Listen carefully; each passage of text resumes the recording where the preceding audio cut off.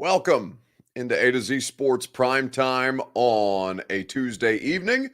Hope everybody's having a great day so far and ready to get into a discussion about the state secrets that the Titans finally let out of the bag. Yes, Burks Gate, Inhaler Gate, Asthma Gate, whatever you want to call it, Gate is over. Finally, thank God in heaven, we can finally move on from what mystery issue is ailing rookie wide receiver Treylon Burks. We're going to talk about what Rob Moore had to say at practice today and what I'm sure he got bitched at after the fact, but what are you going to do? We'll also talk about the offensive line situation for the Tennessee Titans. Spoke to a handful of assistant coaches today. Rob Moore, wide receivers, Keith Carter, offensive line, Pat O'Hara, quarterbacks, which I'm going to write about tomorrow at A2ZSports.com. A lot of good information for you guys coming through on this evening's show. Before we get started, though, need you guys to share this show wherever it is that you consume us.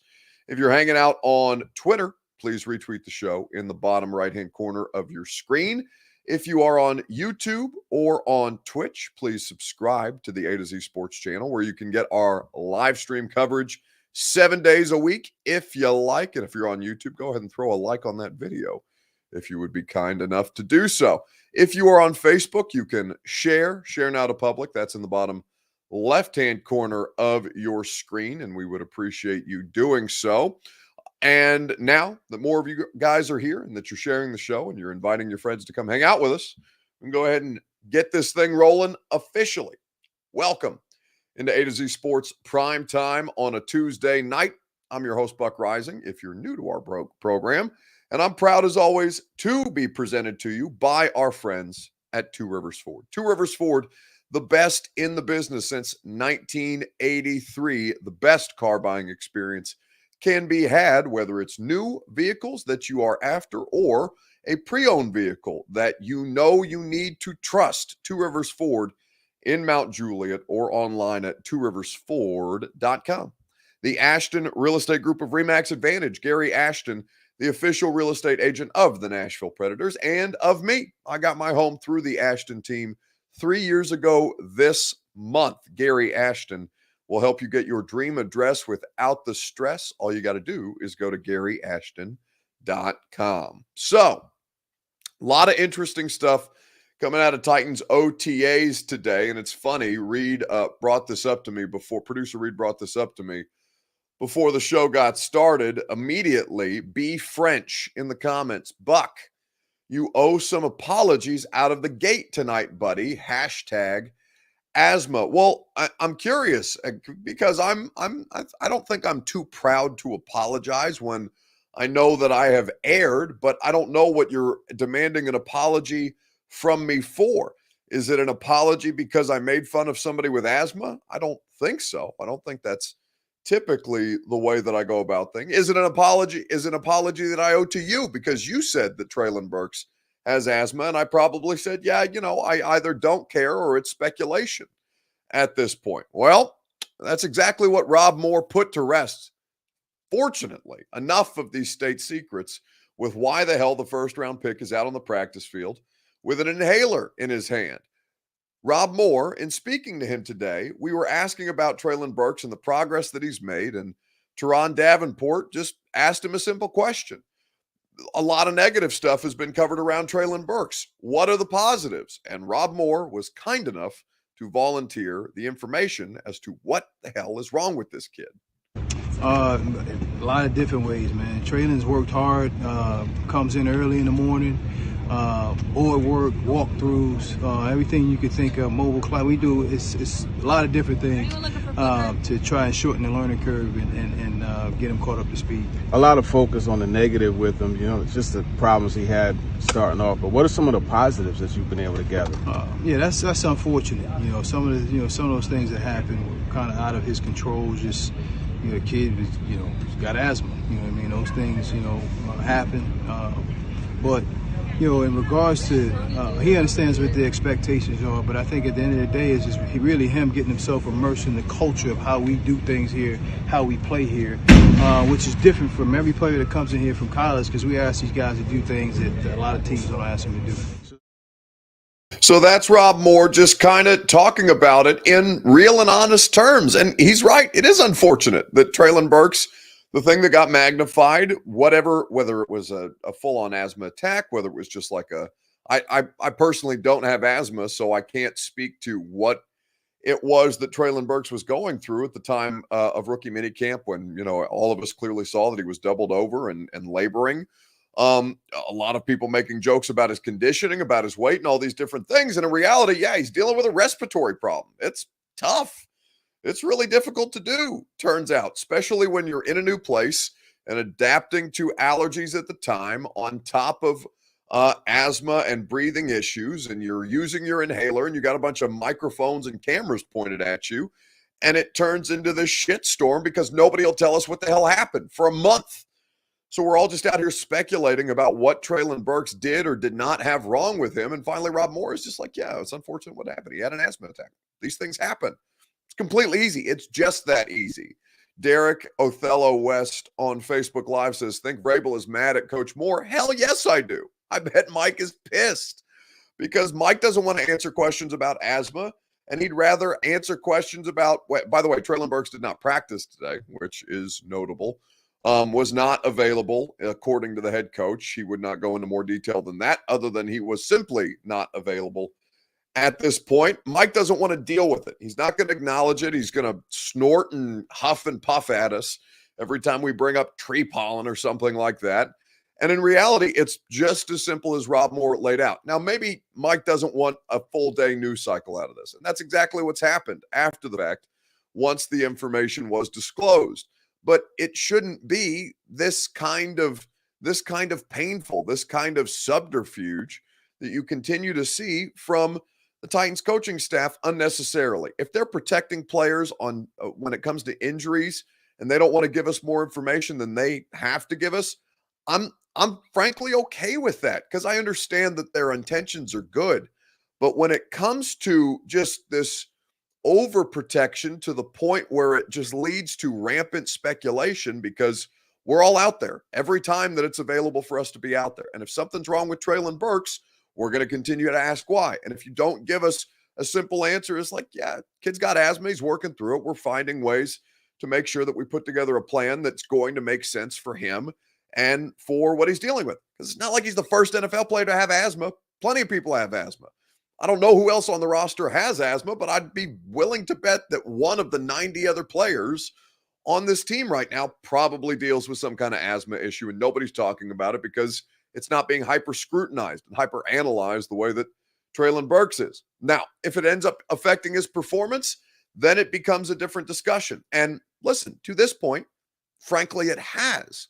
But I want to start with your Two Rivers Ford take here on this Tuesday evening. Let me know in the comments on Facebook, YouTube, Twitter, and Twitch of Treylon Burks and his asthma. Do you feel better or worse after learning what the issue with Treylon Burks is?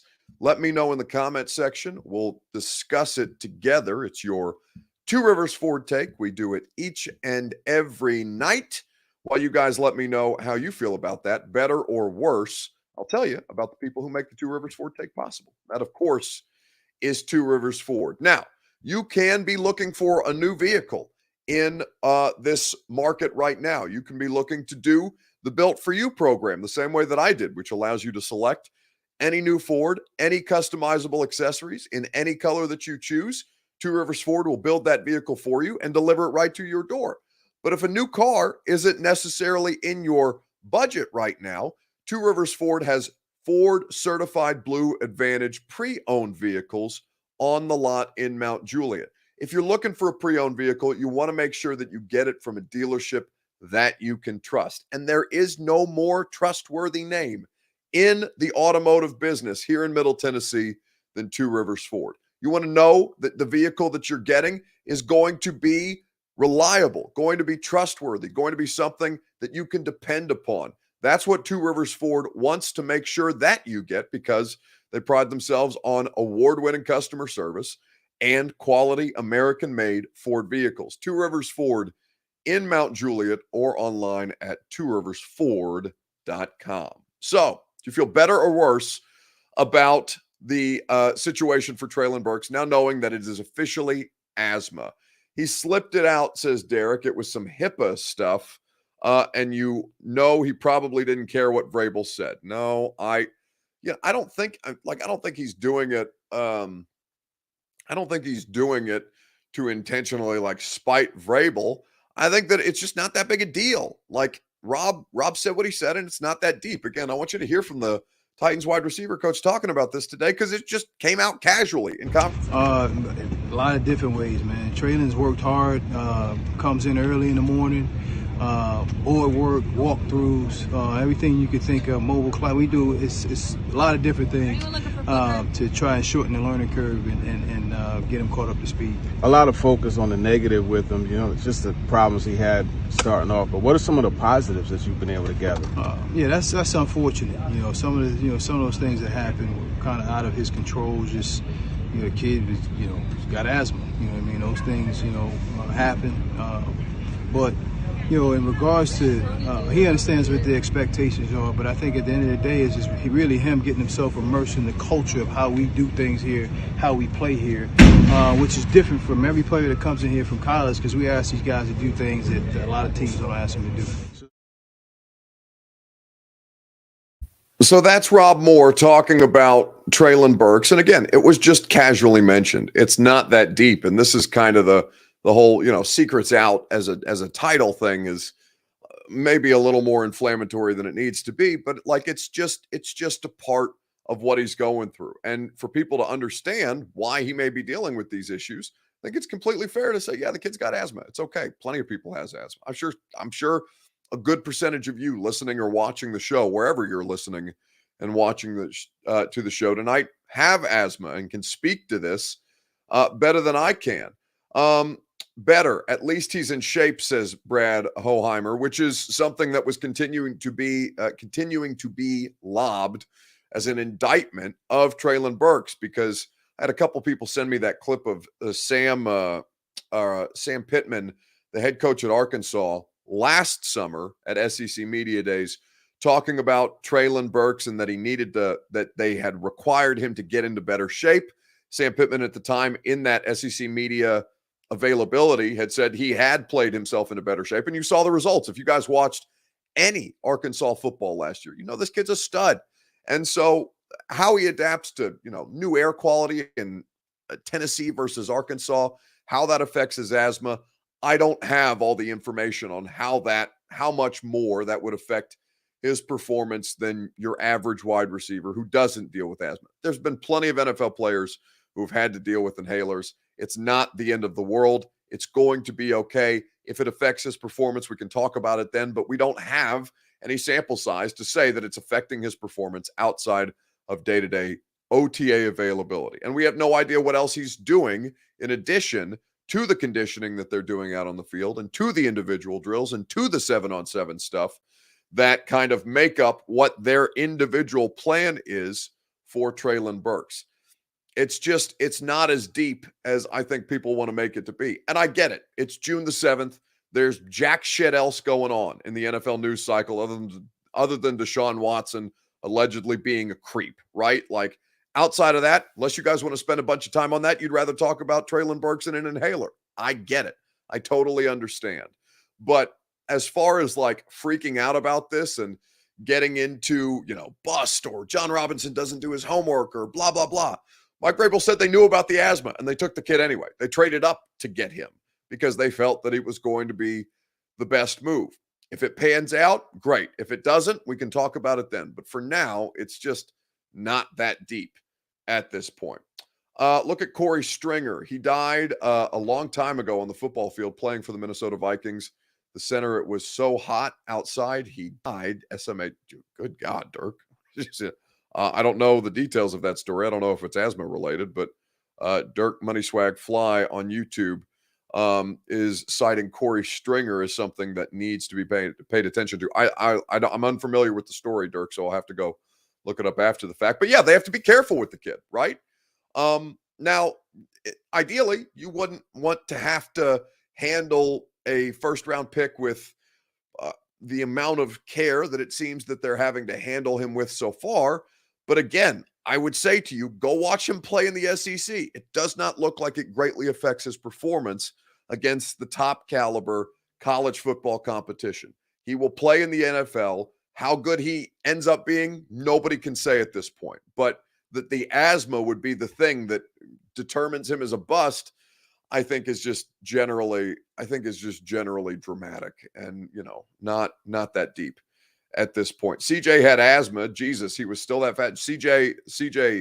Chris Johnson had asthma. I know Jerome Bettis had asthma. I don't know about Chris Johnson. I think that there's I can Google it if you want me to, but it's just going to give me a bunch of names, and there's no way for me to independently verify whether player X, Y, and Z. I know that Jerome Bettis had asthma only because I know that he's done a lot of work for people who deal with asthma and who suffer with asthma, and in terms of different studies and different medical plans and raising money to study and further try and help alleviate people who deal with asthma on a regular basis. Sam says he's out of shape and that will affect asthma more. I don't know that he's out of shape, Sam. I know that he's got asthma. There's nothing to indicate to me that Treylon Burks is out of shape. Now, maybe he's not in NFL shape yet. He just got here. I've said this a million times, and you guys, for whatever reason, some of you can't process it. AJ Brown was out of shape when he got here. He had to play himself into shape, and he was fine his rookie year. AJ's rookie year was probably his best year on record as a Tennessee Titan. I'm not saying that Treylon is going to be AJ, but I'm saying to get bent out of shape about a rookie who just got here being not in shape yet. They don't play a damn game until September 11th. So if he's out of shape, then we can talk about him being out of shape. Right now, he's supposed to be getting into shape. They don't come in shape, most of them, unless they're Derrick Henry, right? It's not that deep. Plenty of dudes come in out of shape, and nobody's freaking out about. I don't want to name any names because, I don't know specifically who's doing what in the offseason. But the point is, none of the rookies are in NFL shape yet. Not Roger McCreary, not Treylon Burks, not Nicholas Petit-Frere, not who's another Chance Campbell, the linebacker from Ole Miss, right? None of these dudes are in NFL shape yet. That's the point of the damn OTAs. They're playing themselves into shape. Oof, I don't want to talk about asthma. This shit gives me a headache. I'm so sick of this. I'm so tired. I want Inhaler Gate to be over. It's just such a stupid topic. Such a stupid topic. And I understand that it's a topic that we're talking about, but only because of the nature of people keeping or continuing to freak out about this stuff and me having to, digitally shake you and say, no, let it go. It's going to be okay. It's going to be okay. Figure it out.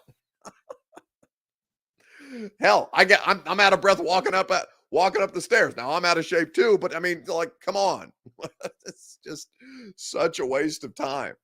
All right, let's talk about the left guard situation because we do have, or rather the offensive line situation, because we do have a little bit of clarity at right tackle, which would indicate that there is at least some progress in figuring out this Titans offensive line. Jonathan Bob says, what's been more exciting, Mentor Gate or Asthma Gate? None. They're both trash. They're both just hot trash at this point. Ben Hall says, Jesus H. Christ, y'all. It's not like asthma has kept him from getting to the NFL. That's what I'm saying. He's a first-round pick. You don't think at least one other NFL team knew the kid had asthma? He's a top 20 pick, for God's sakes. Okay, let's talk offensive line. Enough of this already. Although I'm sure it'll come up because in fairness, he didn't practice today. So I don't know what happened there. I don't know if it was another asthma attack. I don't know. But he wasn't out on the practice field today.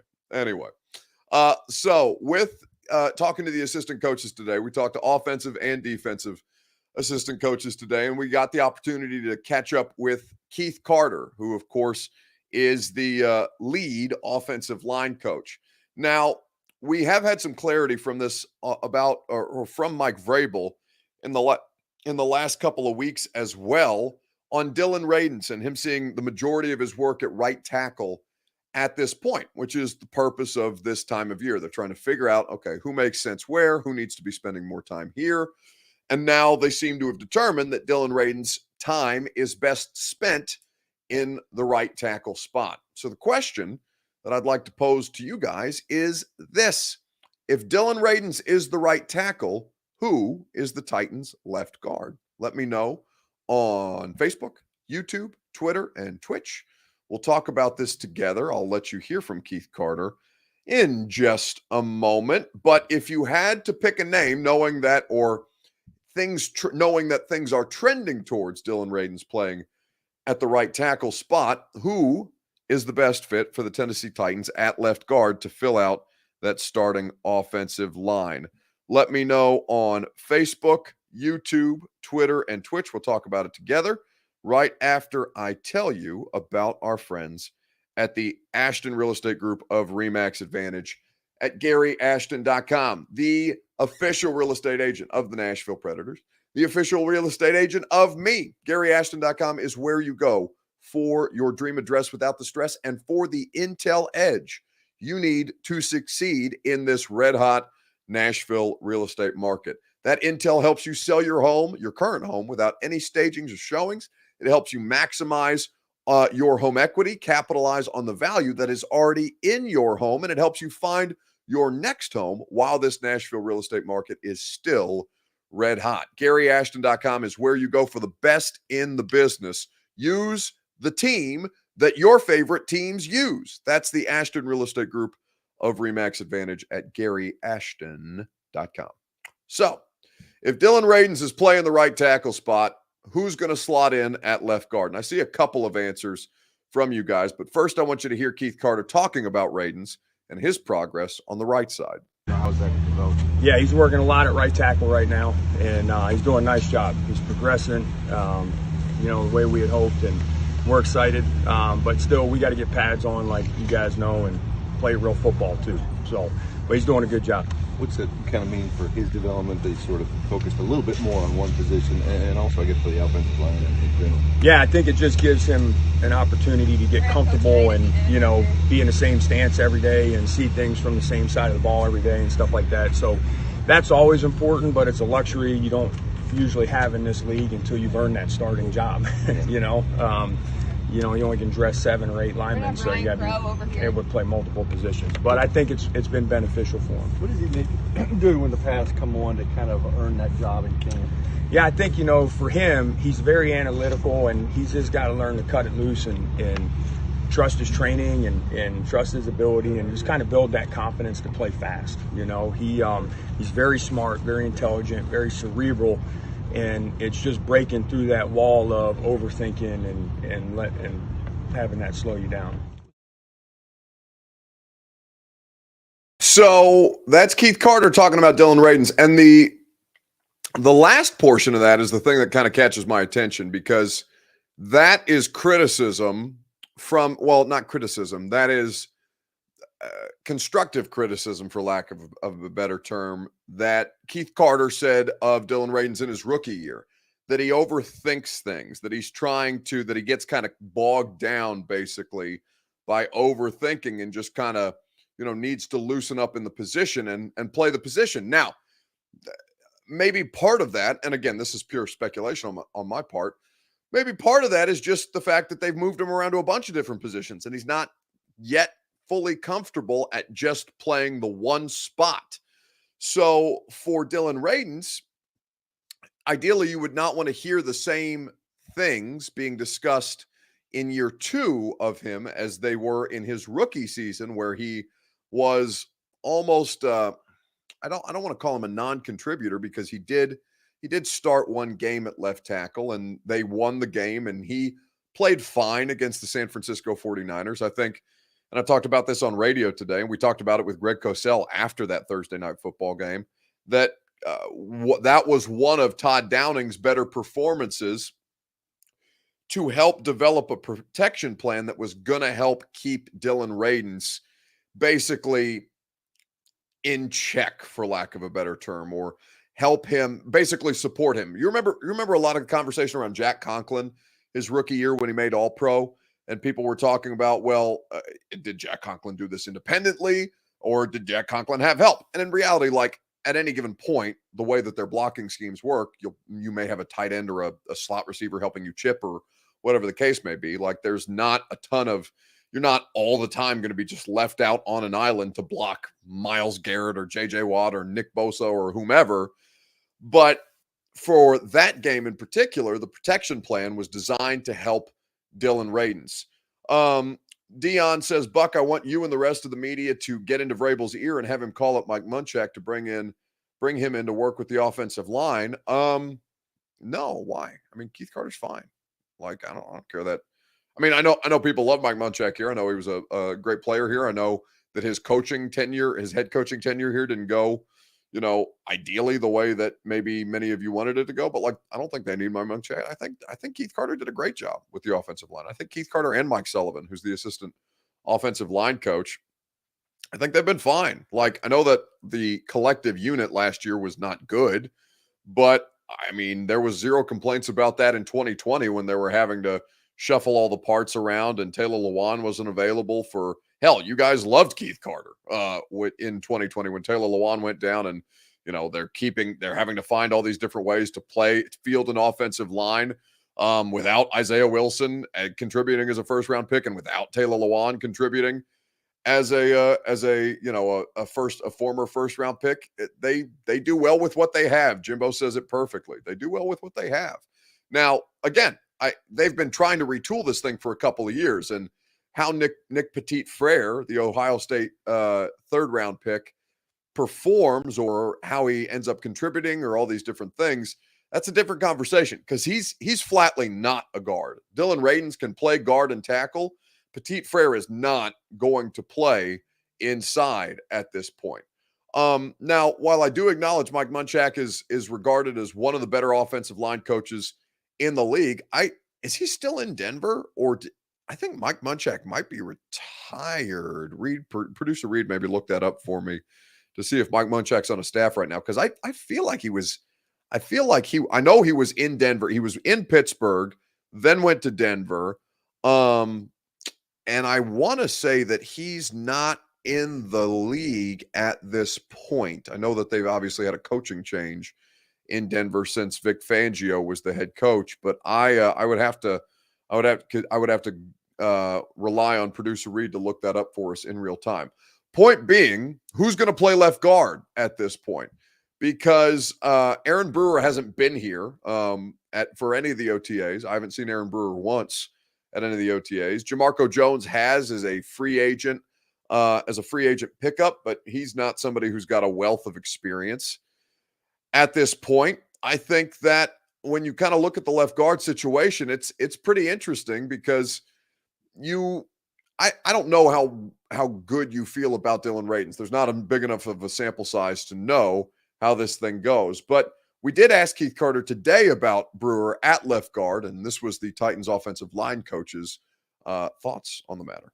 Your thoughts been on the left guard spot? I guess Brewer and Jamarco Jones and yeah. I mean, we're really happy to have Jamarco, and we trust Brew a lot. He's obviously played a bunch for us over the last 2 years, and he is tougher than heck and works his tail off. And so Brew's been doing a really nice job. Jamarco is also, he's still getting acclimated to our playbook and stuff like that. But, they're doing a really nice job. The competition is still open, and we got to get the pads. But we're happy that we have both of them. What's Brew got to do to go from, a spot reserve kind of guy to maybe a full-time? Yeah, I think for him, with Brew, he's so athletically gifted. It's tying his athleticism to technique, where he can sometimes, even as small as he is, he can sometimes survive with just being such a great athlete. And but we don't want to survive. We want to do well on a consistent basis. And so just getting his technique down and using that athleticism, but not forgetting to bring everything else with it. So that's interesting analysis from Keith Carter, and Aaron Brewer is undersized as an NFL offensive lineman. Like, he's not a physically overwhelming dude. In fact, I think Aaron Brewer might just be. I'm going to look up his measurables really quick on the Titans media website just to give you the official listing. He's probably even smaller than what they have him listed at as an undrafted rookie free agent out of Texas. So he's 6'1" and he's 274. This is not a big guy, and they may be giving him a few extra pounds there. Hell, they may be giving him an inch there as well. Like, Aaron Brewer is not a big dude, and to be tangling with guys like Chris Jones of the Kansas City Chiefs, or the defense that the Green Bay Packers have that the Titans are going to face on Thursday Night Football. Like, at some point, size does, no pun intended, but size does matter up front when you've got these guys throwing, physically throwing bodies around. Gabriel Pilcher says Aaron Brewer is about the same size as Buck. Well, Brewer does have about 40 pounds on me. I've not reached the 270s. I was 234.4 as of this morning, but I'm an inch taller than Aaron Brewer, which I'm an above average size dude for like a normal human being, but I'm not like an overwhelmingly big dude either. And my guy's out here an inch shorter than me with 40 more pounds on his frame, allegedly trying to play offensive line. So, until training camp, that is 220 by training camp. We'll get to John Robinson in a second. So I think Brewer is probably the favorite, but like, think about who he's replacing. Roger Saffold is built like damn Superman. He really is. Roger is 6'6", 320, 330, and like all of it lean, like cut. Like, this is not baby fat weight that Roger Saffold was carrying. Roger's a certified shit kicker. Now, he may not be,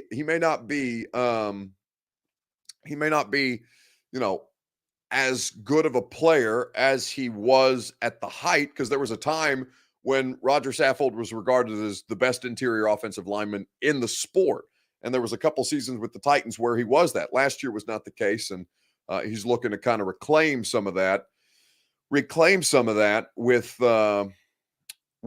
Buffalo. He's signed up for a 1-year deal with the Bills. But kind of looking at Aaron Brewer and seeing the shoes that he has to fill, yeah, athleticism is great and technique is something that he needs. But at a certain point, like, he's just going to get outgunned. Now, if they're comfortable with that and they're going to play a style of play that would work to his advantage, fine. But I want to say it was the Steelers game that Brewer had to start for Roger Saffold, one of the games that Saffold missed. And you could see, the Steelers have a big defensive front. Cam Hayward, Stephon Tuitt, who just retired, like giant dudes in the middle of that defense. And they just picked that little guy up and but they picked that dude up and ragdolled him. Aaron Brewer, who's a full-size, regular-size human being, is not full-size when it comes to NFL offensive line play.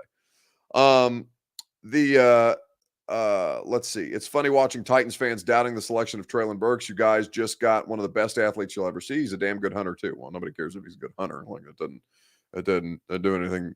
JP, I understand what your larger point is. But like, I don't give a shit whether he hunts boars or not. Like, go out and catch touchdowns. Like, the hunting is so secondary for me. Also, I think anybody who does that for a living is insane. Or I guess not for a living, but just for fun, even worse. Like, what the hell is wrong with you? Anyway, Dion Bonner says, what happened to Corey Levin? Levin's still out there, but Levin's bounced around a lot. He's not the athlete, and I love Corey. I love Corey personally. He's a laugh out loud funny dude. But Corey Levin has bounced around a couple of different times with the Titans. Now, they clearly like him in some form or fashion, but I think Corey is best suited for a reserve role. At least the coaching staff has indicated that he's best suited for a reserve role at this point. All right, so let's finish with a gone viral video. Your general manager taking shots at me today on the practice field, as well as your left tackle, which has become standard for the course. Question that I want to ask you is this on Facebook, YouTube, Twitter, and Twitch. Has it now, this is full disclosure, this is producer Reed's phrasing on this. Is it now personal for Buck to make it to 220 by training camp to prove all the haters wrong? I don't know if it's that deep, Reed, but it is what it is.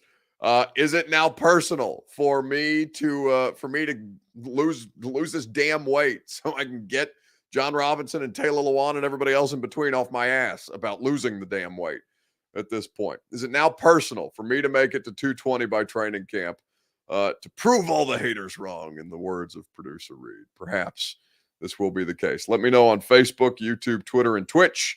We'll talk about it together. But in the meantime, there have been multiple video clips now of courtesy of WKRN News 2 and Bussin' with the Boys at Barstool Sports, where I've just my physique has become a regular talking point for people. And I'm sick of this shit. I'm sick of this. I'm sick of Asthma Gate. I'm sick of Mentor Gate. I'm sick of 220 by training camp. But damn it, I'm going to do it.